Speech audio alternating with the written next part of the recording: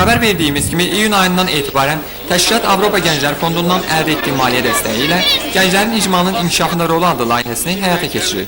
Dünən Gülüstan qəsəbəsində təşkil olunan tədbir həmin layihənin davamı idi.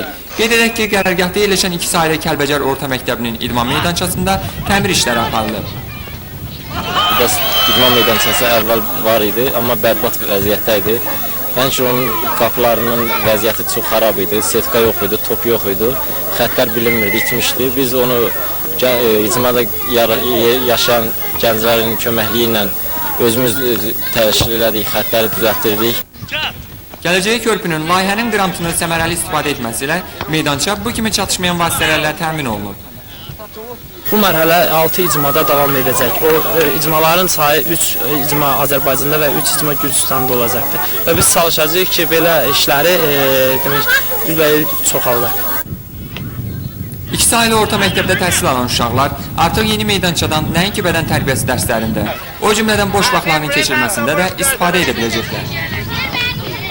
Onların burada yeni layihə üzrə tikdikləri idman meydançası bizim gənclərin, məktəblilərin, müəllimlərin ürəyincədir. Bu səbəbdən də biz onlara, bütün gənclərimiz adından, məktəb kollektivi adından, valideyn kollektivi adından öz minnətdarlığımızı bildiririk. Layihənin koordinatoru Müşfiq Cəfərov onda bildirdi ki, digər yaranan icmalarda, xüsusən də Hacıkənddə gənclər təbiətin qorunması istiqamətində işlərini qururlar. Necə deyərlər, layihədən bəhrələnənlər sağlam gələcəyə körpü salmağa çalışırlar. Ceyhun Səfərov, Vaqif İbrahim Xəlil, Xəbər Plus.